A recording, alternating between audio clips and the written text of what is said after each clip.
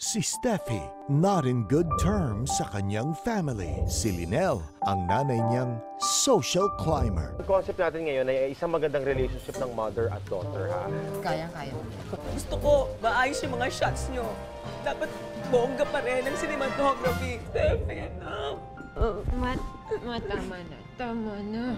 Ganong umarte ng ganyan na parang nasa teleserye tayo. Si Yuan, ang rebeldeng kapatid. Sexy po rin talaga ni Steffi, no? Ano problema mo? Problema mo? Ha?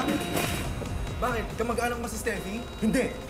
But despite everything, love pa rin niya ang kanyang family.